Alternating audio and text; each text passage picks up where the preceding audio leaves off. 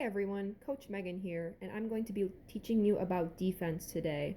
Now, defense is when your opponent is attacking at you and you have to figure out a way to defend your court in order to set up an offensive play back at them. As you can see, I have abbreviated all the positions, so let's start with this one right here. This is your outside hitter, your middle hitter, your right side hitter, your setter, your middle back, and your libero. In this video, I will be having my libero play left back and my middle back will just be a defensive specialist for simplistic sake. This is just the volleyball. I initiated it as VB, and then this black square is going to be our opponent who is hitting at us. And then I did label the lines just for clarification. This is your service line, so this is where we would be serving in the ball.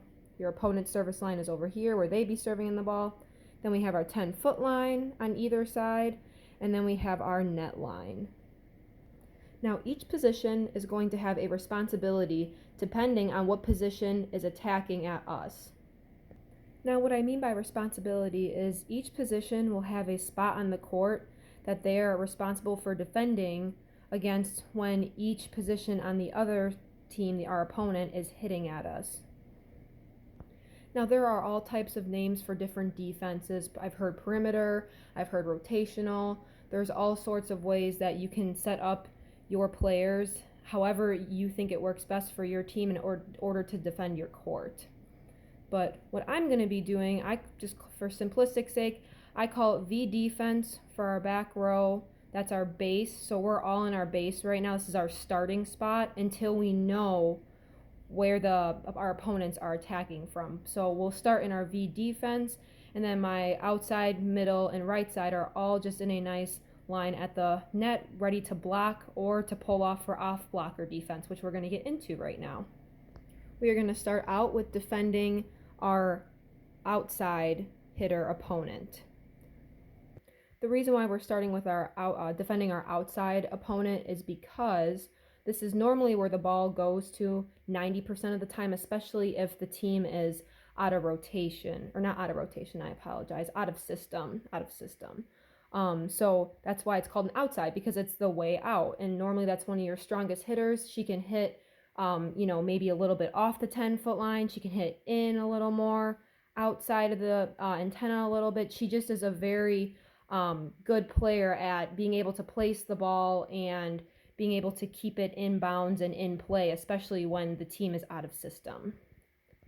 So our opponents have set the outside hitter. So how do we defend that? Well, our right side and our middle blocker, or middle hitter, either you can call it middle blocker, middle hitter, it's interchangeable. They will both be double blocking the outside hitter. The reason why it's called double block is because there's two people blocking. And then our outside will be pulling off the net, kind of in line with where the middle was standing, but onto the 10-foot line-ish. It kind of depends on what the team has been doing, if they've been tipping a lot or if they've been just absolutely crushing the ball. But the outside hitter, will be pulling back right here. I like to call it about 7-15. It's 7 feet off the net and then 15 feet into the court. But anyways, what I was getting at is she will be our off blocker defender. So that means she has all this space here. And then obviously, like I said, our middle and our right side are blocking. And then our setter is going to drop back right about here. She's going to get her right foot onto the line, and she is going to defend the line shot right here.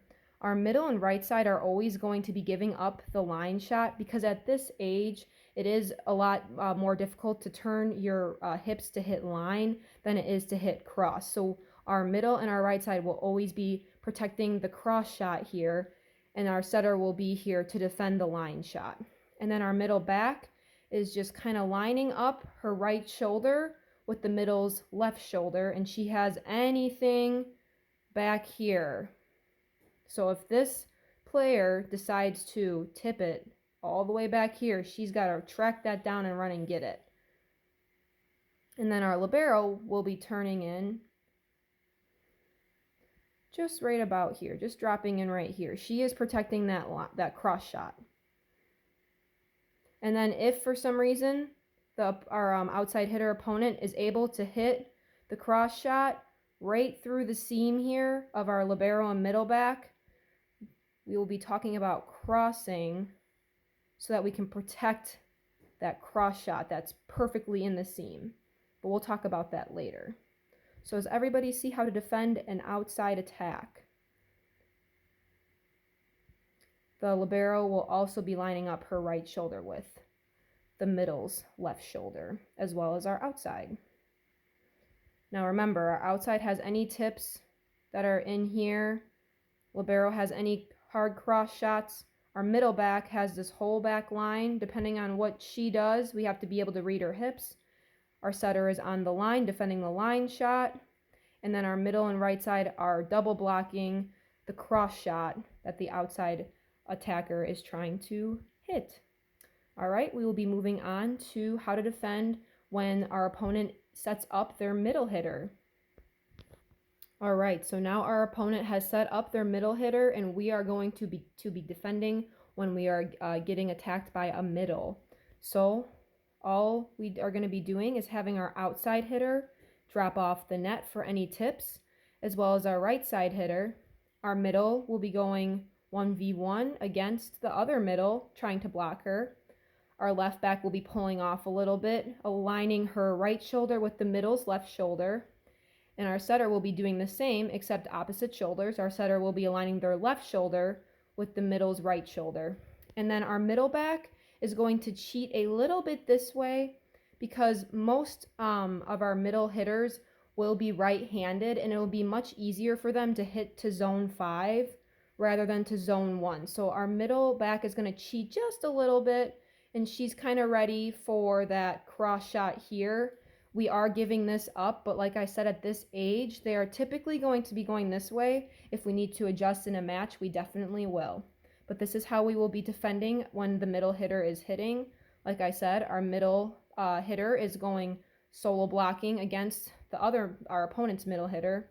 Our outside is pulling off. Our right side is pulling off. They are both of our off blocker defenders. They are getting any tips that are in the area here.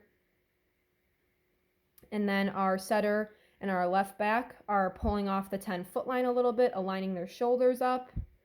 And they are getting any hard-driven cross shots. And then our middle back is defending a little bit more towards zone 5. But if she's able to read the middle's hips, then she can easily adjust herself to get over here if needed. Let's move on to right side. Now notice how every time when I start a new hitter of new I guess position that they're hitting from, I always set up my players back to base defense. This is our base defense, okay? Home base. I'm going to be on base all season probably, and so will all of you, because it just gets us back to our foundational grounds. All right, now let's move on to our right side hitting. So now they have set up their right side to attack on us. Now it's kind of like a mirror, okay? So remember how outside I had the middle and right side blocking? Well, now the outside and middle will be blocking, and the right side will be pulling off, just like our outside was pulling off the net here to defend the outside attacker. Our right side will be pulling off the net to be an off blocker defender to their right side. They are getting any tips in this area here. And then, like I said, double blocking here.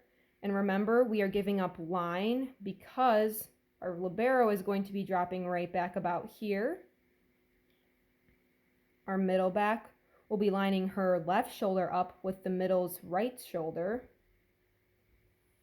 Our setter will be dropping off a little bit here and lining up her left shoulder with the middle's right shoulder. So remember, it's just like a mirror. It was literally the same thing for when the outside attacker was hitting. It's just now the right side attacker is hitting. So if I were to go back to here, it's just a mirror.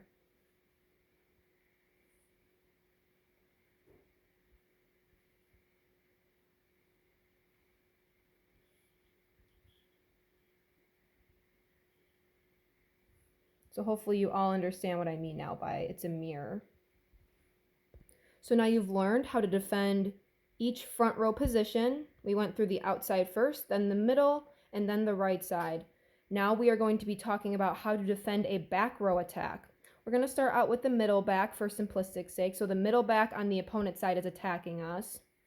What we're going to be doing is we're going to have another solo block 1v1 against the middle back. The middle will be going up to block. The outside and the right side will be pulling slightly off the net again. And this is a little bit different. We're going to treat every single back row attack, whether it's from the right back, the middle back, or the left back. It is all going to be treated as we're receiving a serve-receive ball. So we're acting like they are literally serving at us. Instead, though, it's just a back row attack. So what I mean by that is we're going to be going 3 flat every single time. So both my libero and my setter will be pulling off the 10-foot line, and then my middle back will be coming up from her service line area. And that's what I mean by 3 flat. And then we will always be calling seams this way, so seams right, because we would rather our setter not take the first ball so that we can stay in system and set up our offense instead of using our libero to get the second ball. So whenever there's a back row attack, 3 flat, just like if they were to be serving, it's always 3 flat for serve receive. All right, so now what if our left back is attacking on us? It's pretty simple. The middle's going to pull off a little bit. The outside's going to kind of pinch in a little bit and pull off. And our right side will be going up and blocking, solo blocking. And guess what? Our back row stays exactly the same, 3 flat. And then what if the right back is hitting at us? Then the outside will be going up, solo blocking. The middle attacker, or our middle, will be pulling off the net a little bit again. And our right side will be pulling off and pinching in a bit. And then, what is this called again? 3 flat. 3 flat for a back row attack. 3 flat for a back row attack. You're going to be hearing me say that a lot. So this is how you would defend a back row attack from the right back, and you just learned how to do it from the middle and from the left back as well. Now I do get a lot of questions about what do we do if the setter tips on us or dumps on us. So whether she's in right front or right back setting, this is how we're going to be defending our court when she tips. Now, this is also just kind of knowing who your opponent is. She might be so good at hiding it, and sometimes there's just nothing you can do. But we're gonna try and be as prepared as possible. So obviously, I had said that this is our base defense here, okay?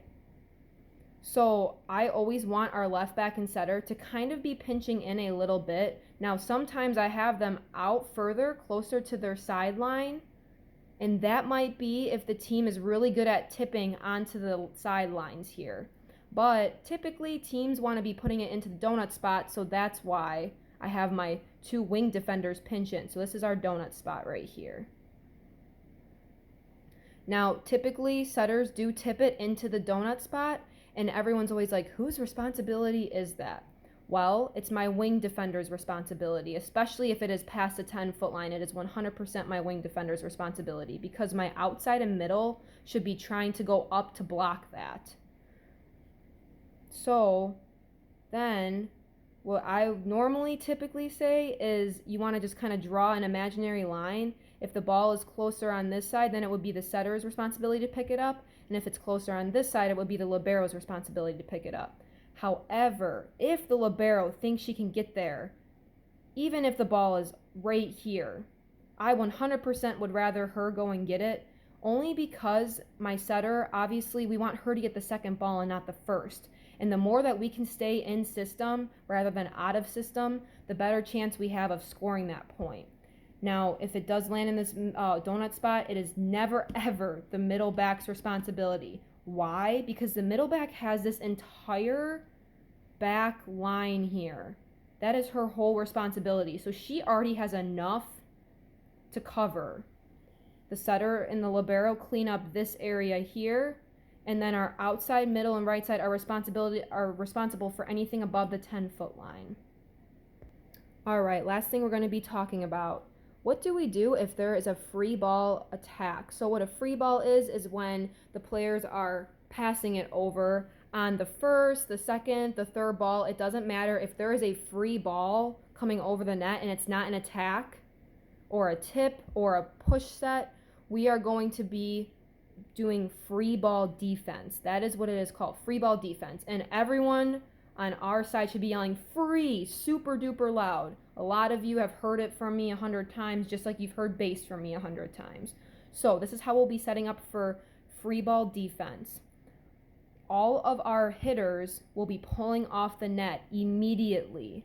And I would like our right side and outside to be kind of coming a little bit here slowly, and then getting outside the court after you've seen where the free ball is going, because anything that lands in front of this 10-foot line and it's in your zone is your responsibility. So like the middle has this area right about here, the outside has this area about here, and the right side is responsible for this area about here.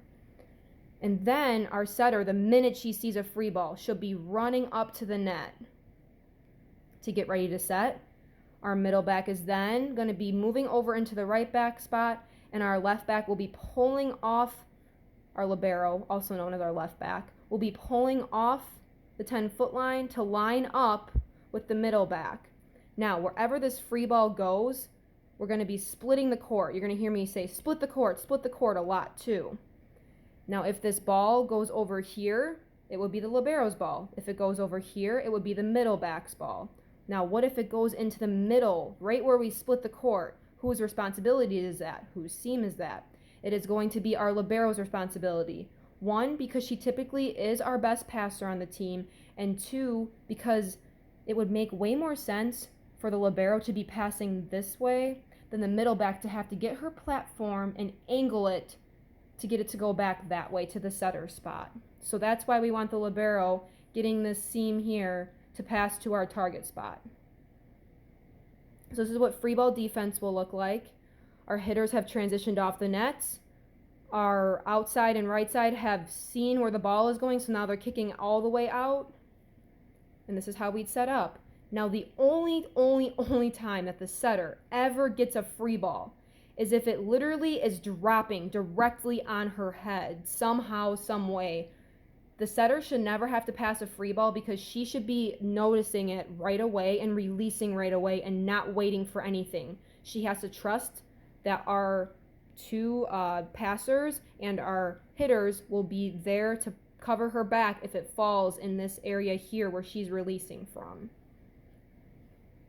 All right, so just a reminder that we went over defense today, and we learned how to defend our court when the outside opponent's attacking, when the middle opponent's attacking, when the right side opponent's attacking, when all three of our back row attackers are attacking us, and when they are free balling the ball over, as well as when the setter is tipping it over.